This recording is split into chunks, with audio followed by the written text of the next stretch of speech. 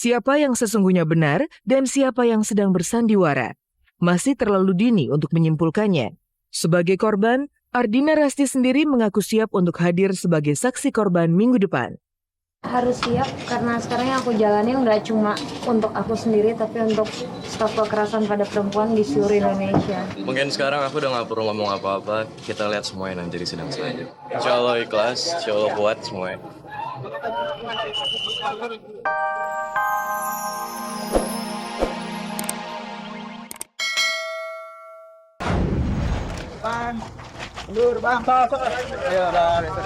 Baru melihat orangnya, berat sekali perasaan saya itu. Waktu datang sini dia dalam keadaan sakit, narkoba, sako. Sekarang Mas Kiul mungkin dengan Mbak Rohimah sudah tidak, dengan saya pun tidak.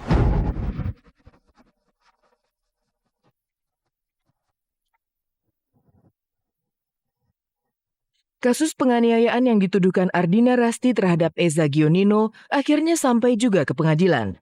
Kemarin sidang perdana digelar. Eza yang menjadi tahanan Kejaksaan Negeri tiba di pengadilan dengan pengawalan ketat. Tangannya juga diborgol.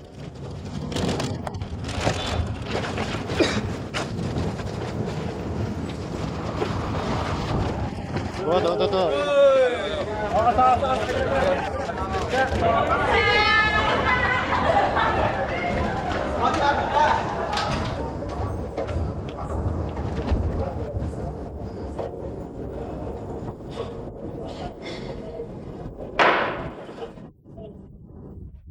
Tak tampak Ardina Rasti di ruang sidang. Namun sang bunda Erna Santoso yang didampingi Anwar Fuadi dan rekan-rekannya yang lain tampak tekun menyimak kala jaksa penuntut umum membacakan tuntutannya. Erna sendiri nyaris tak kuat menahan emosi ketika mendengar tuntutan yang dibacakan jaksa penuntut umum.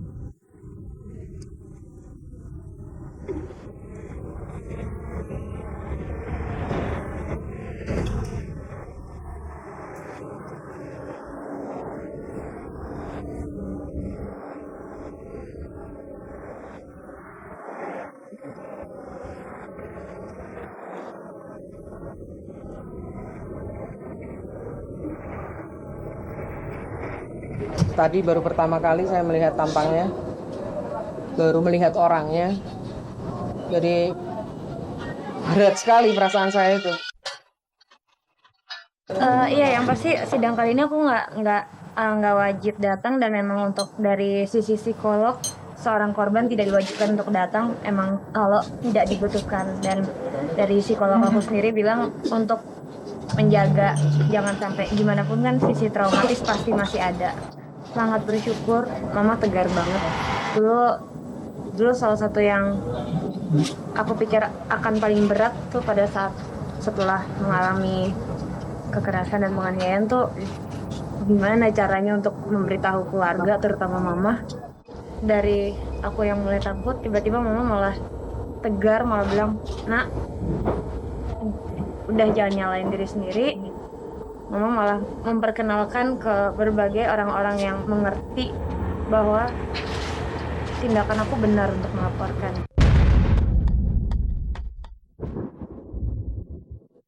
Cinta berujung tragika.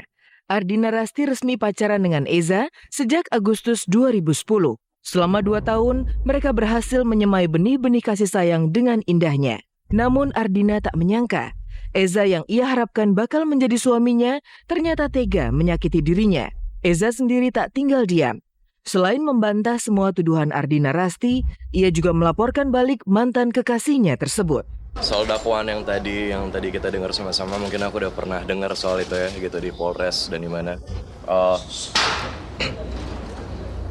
Aku udah nggak shock lagi, aku udah nggak kaget lagi untuk dengar itu. Mungkin lebih tepatnya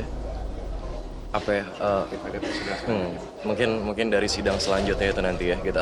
Jadi kata-kata itu mungkin gampang banget untuk diucapin, tapi pembuktian itu harus dilakuin gitu. Ini persidangan bukan ajang dukungan kan, bukan ajang dukungan. Buat apa kita pakai dukungan sana sini kan ya. Persidangan kita serahkan aja ke pengadilan, prosesnya seperti apa kan. Di situ kan nanti ada pembelaan, ada saksi semuanya kan. Eza tampak sangat percaya diri. Selain dari keluarga, ia juga mendapat dukungan dari seorang gadis cantik. Usut punya usut, Gadis tersebut adalah Sharon yang merupakan mantan kekasihnya dulu. Kalau menurut saya apa yang saya dengar tadi fitnah kayaknya. Tapi ya itu mungkin nanti kebenaran akan terungkap. Tapi kalau menurut saya itu sih nggak mungkin Eza ngelakuin kayak gitu, apalagi sama perempuan ya. Karena dia nggak pernah lepas tangan sama perempuan dan dia tuh sayang banget sama mamahnya.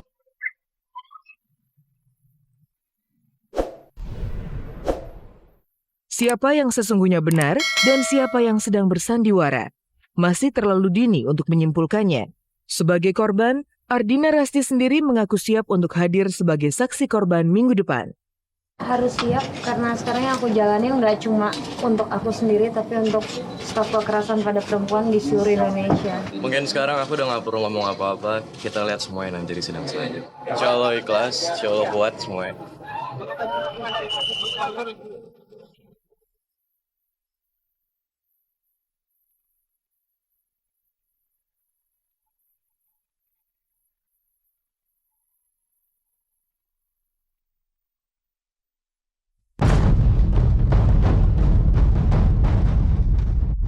Sementara itu, Adi Bing Slamet pun tampak kian mantap untuk menyeret mantan gurunya Eyang Subur ke ruang sidang. Seperti apa langkah hukum yang bakal ditempuh Adi? Lalu dari manakah Subur mendapat kesaktian hingga bisa menjadi seorang paranormal?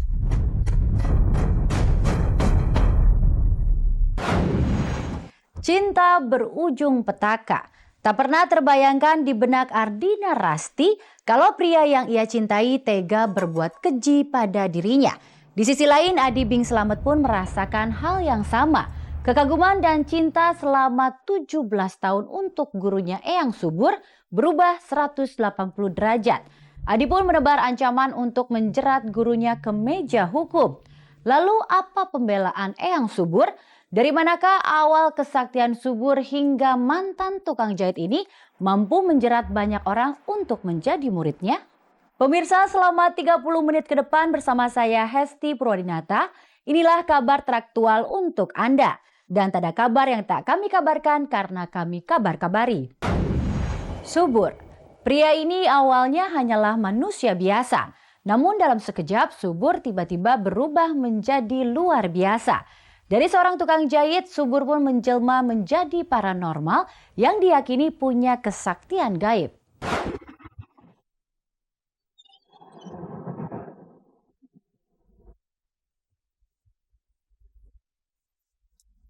Perseteruan Adi Bing Slamet melawan mantan gurunya Eyang Subur berkembang kian sengit saja.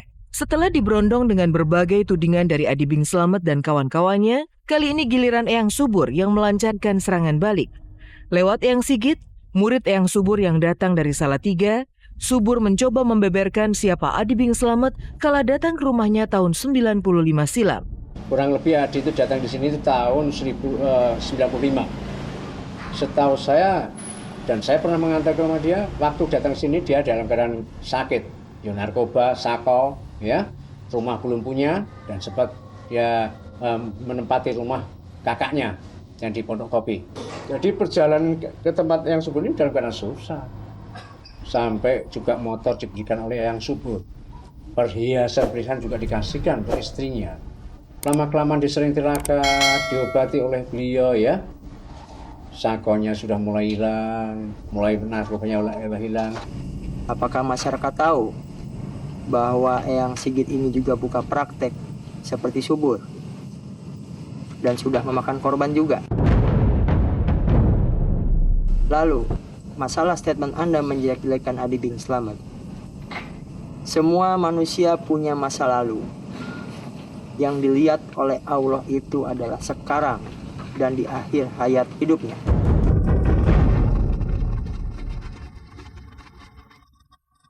Adi Bing Slamet sendiri masih bungkam seputar tudingan Eyang Sigit. Namun Adi rasanya tak akan mundur sekalipun masa lalunya mulai dibongkar. Ia tetap kukuh mengumpulkan bukti untuk bisa membawa Subur ke jalur hukum. Ya, hari ini saya menghadap ya dan mendapat banyak pengarahan. Alhamdulillah. Mudah-mudahan untuk step yang berikutnya insya Allah lebih baik lagi. Saya juga akan melapor ke MUI ya, yang juga akan berhak menilai ya, masalah kesesatan agamanya. gitu. Mungkin sampai ke presiden pun nanti saya akan lapor. Ya poinnya banyak di sini kan, ada penistaan agama, ya unsur penipuannya juga ada, terus pelecehan.